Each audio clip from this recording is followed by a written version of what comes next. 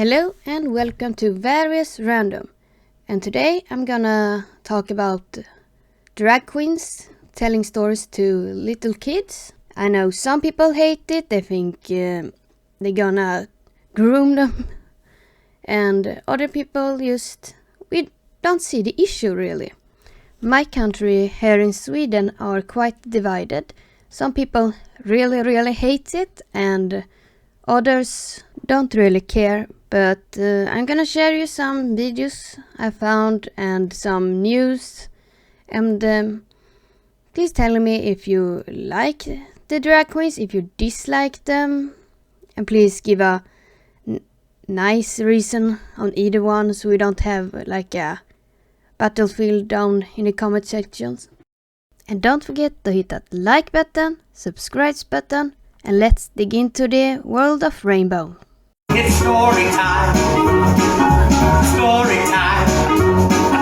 Story time with Mama G. Now you can clap. Yeah. Yay! Oh, how spontaneous of you all. Now, don't worry, we're about half an hour of it, darling. I feel like they're just attaching their beliefs and onto these events and trying to push their propaganda. Could you actually explain, I don't have children, I haven't been to a drag storytelling event before, could you explain to me what happens during one? It's a lot of rhyme singing, telling stories. They read stories about the bunny that hops, and he tries to hop like a kangaroo, tries to hop like a rabbit, not like a rabbit, he's a rabbit, a frog, and at the end of it he only can hop like himself, and it's all just stories like that about loving who you are, like no matter what that is. So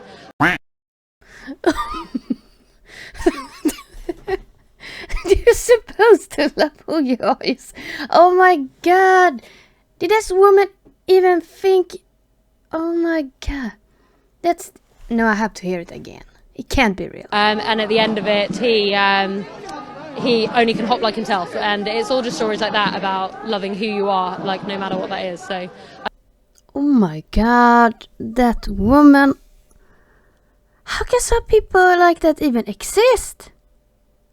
I wonder what her kids gonna grow up into if they can't be who they are.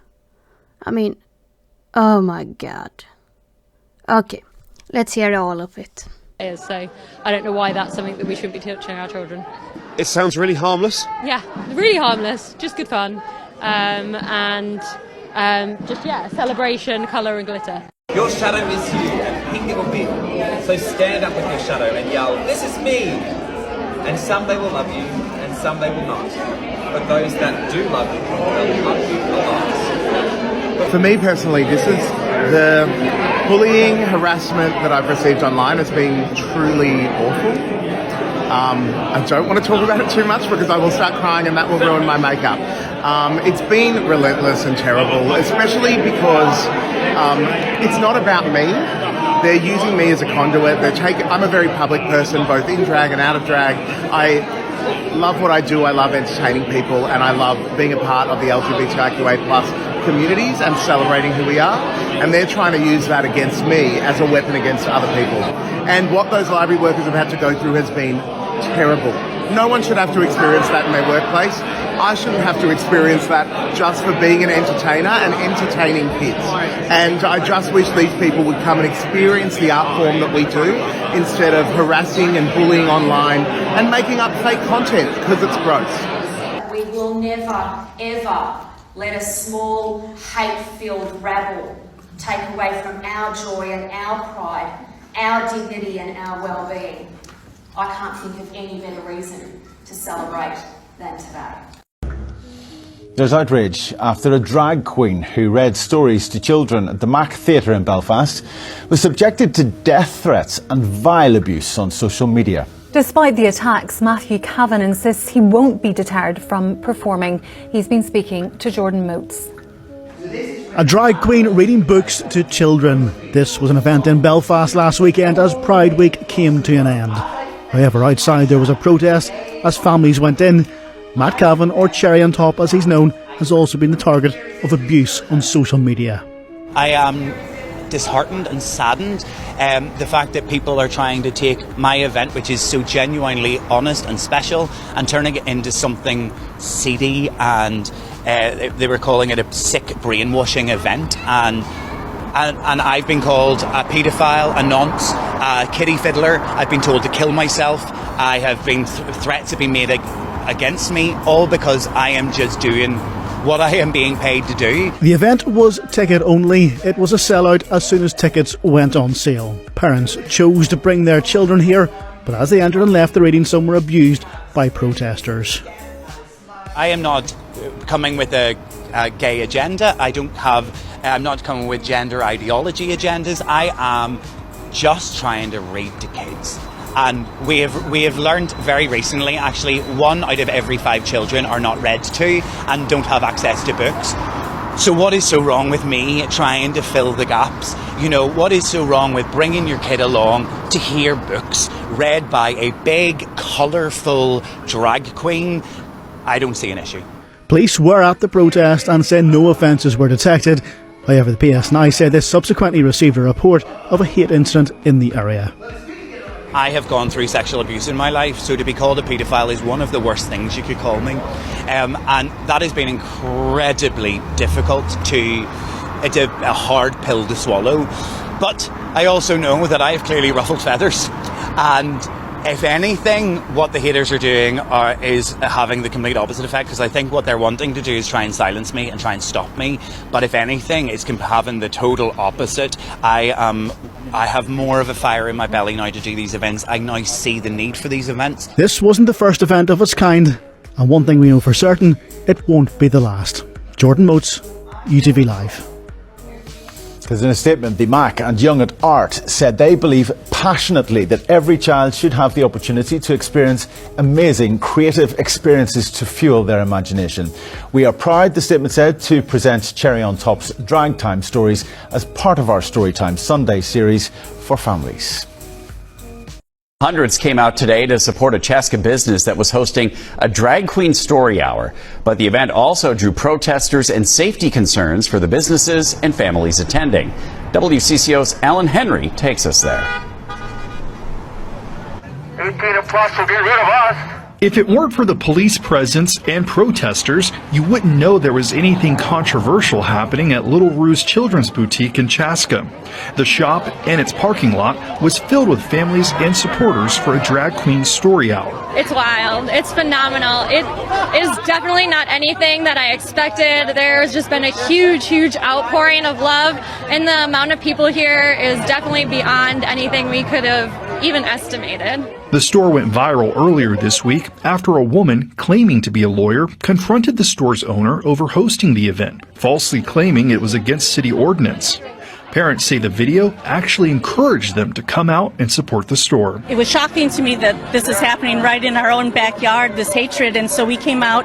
We're trying to raise our son in a positive light, and that we know that love conquers hate, and so we came here to support the love and the drag show that's here, because that's all it is entertainment and art and love and positivity. I live in the community and really like this boutique in general, and appreciate what they're doing to support people in our community, and really thinking about acceptance. Members of the Minnesota Proud Boys also showed up, yelling at families with claims of child grooming and sexualization. Their numbers are very small, and for every handful of negative comments, phone calls we get, we have dozens and dozens and dozens more outpouring their love here. Which is why the store's owner didn't hesitate when asked if she'd do it again. Absolutely.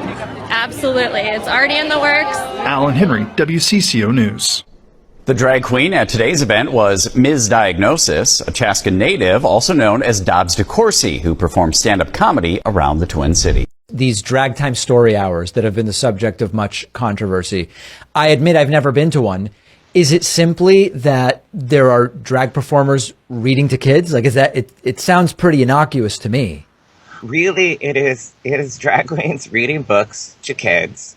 And it's not like they just drop a busload of kids off at this place. Their parents are with them.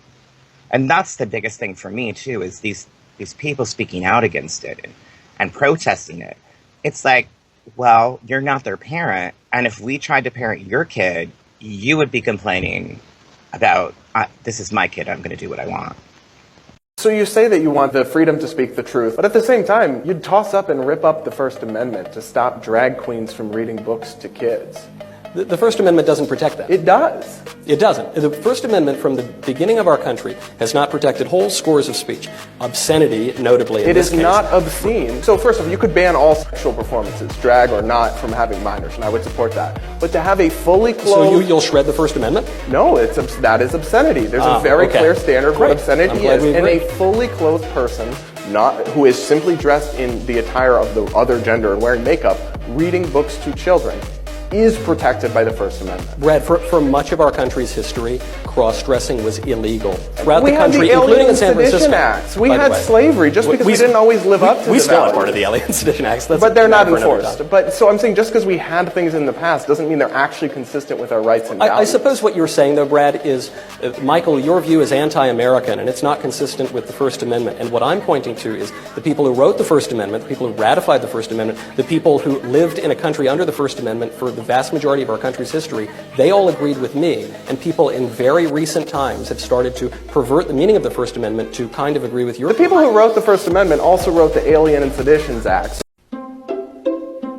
Hi, my name is Bar. What's your name? My name's Elle and this is Junie. Feeling a little shy? Nope. No? You're not shy? No. No? How old do you think I am? 30. Are one of you a girl and one of you are a boy? That's a good question. I am a girl in real life, yes. Can you tell by my voice? Yes. Yeah. I'm a little bit nervous. I've never seen a drag queen before. And what do you think? I think it's cool. It's great? Yeah. Why are you nervous? I don't know, it's just different and new. What age did you realize you liked dressing up in drag? Oh, I have been dressing up since I was a little kid. I just didn't know drag existed. Do you think that boy can wear makeup? Yes. And would you agree that makeup is for everyone? Yeah. Yeah? Why do you like wearing dresses and stuff? I think for me it's just like a character, you know? Like in a play? Like yeah, exactly. As a kid, did you ever feel a bit excluded and different? Yes. I got bullied and I teased a lot as a kid. Yeah, being bullied is not fun. Yeah, it's really not. That's the end of today's video. I hope you enjoy it, and I hope you're one of those colorful, prideful people. But I also want to hear from the opposite side, the ones who really dislike them, and you're all welcome to write how you think about drag queens in any ways. But please keep it in a civil matters.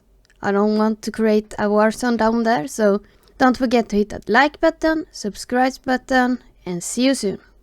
Bye!